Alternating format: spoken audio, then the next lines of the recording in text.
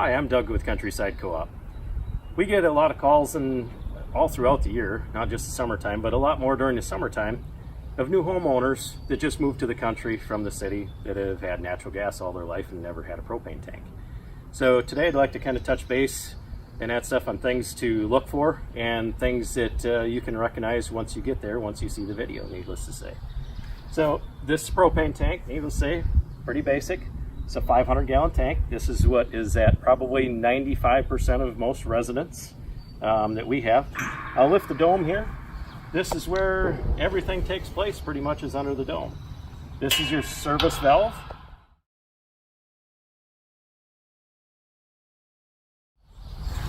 The service valve is a very important part of your tank. Service valve takes and shuts on and off all your gas flow.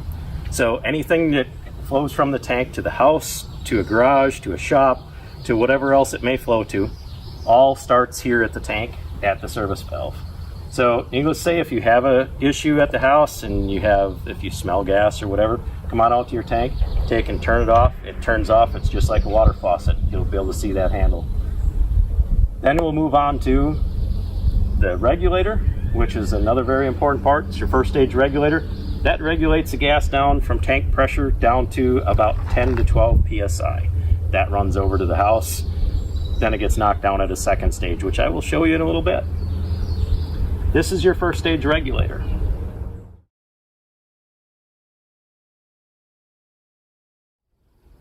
On your first stage regulator, there's dates. There's date codes on there, depending on there's multiple different manufacturers of them, needless to say. But there's date codes, and according to the code and according to insurance companies, they have a 25-year life expectancy. So that's something that, needless to say, when you buy a house, depending on the age of the house, that's something that may need to be replaced. Needless to say, if it's a lease tank, like through Countryside, or whoever the supplier is, needless to say, they are the ones that are responsible typically for the first stage regulator. We'll move on to the other parts of the tank at this point in time. We'll go to the fill valve. This here, very important part also.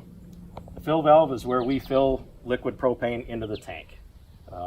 Typically have a plastic cap on them. We just make sure that, needless to say, there's no leaks coming from it, that they have centered back up. When we're done, we do an inspection on them to make sure that there's nothing wrong with it. And if there's a cap that has a crack or an issue, we always replace the cap on it. We'll move on to the relief valve. The relief valve is another important part. It protects the vessel.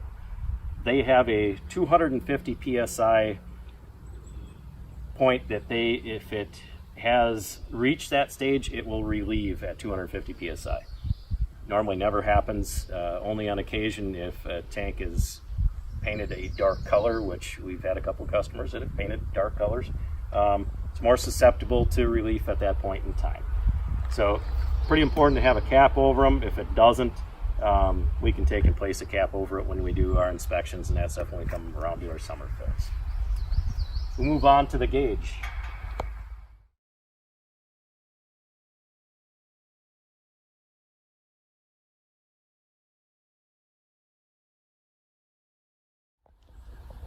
This is your gauge. We'll show you a picture of that in just a second here. It has a reading from, needless to say, 0 to 100%. LP tanks cannot be filled to 100% due to its expansion rate. So tanks are filled to 80%, which on a 500-gallon tank gives you 400 gallons of fill capacity at that point in time. If you want to be a will call customer, we want to see you call in between the 25 and 30% range. And that's typically right above the red. Normally it's from 20% down that shows in the red. And we have a lot of people, needless to say, that are kind of panicked if they hit 20%. At 20%, you still have 100 gallons in your tank. So it's not as big a deal as what some might think it is at that point in time. It gives us good ample time in order to get out and take care of getting you filled up. We'll move on to the liquid withdrawal valve. This valve here is only for if we need to switch a tank out. We can take and pull the liquid that's in the tank out, put it into another tank, or put it back into the truck. There's a couple ways of doing that, but this is what that is for.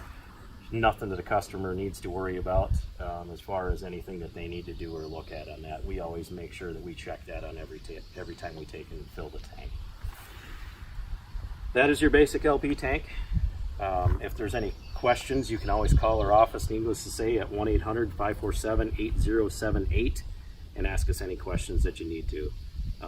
You can actually talk to me. I'm actually the Southern Regional LP Manager. So give us a call if you have any questions when you move into a new home. I'll take and show you what's on the other end of this tank that hooks up to your house, the second stage regulator.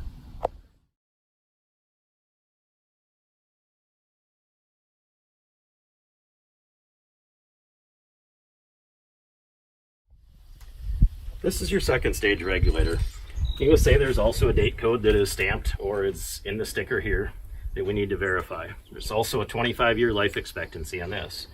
The other thing that we need to look for is if we have a copper line coming up, we need to have a dielectric union installed.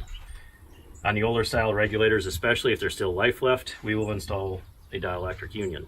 The new style regulators that we have out currently, they also have a dielectric union that is built in. If they have a dielectric union on the one that we provide, at that point in time, they have a yellow base. So that way you'll know that it actually has a dielectric. It is a different color from the rest of the regulator. Now this is the customer's responsibility. We provide the one that's on the tank at the first stage, as long as it's a lease tank. If it's a customer owned tank, that is another customer responsibility. That's approximately $65.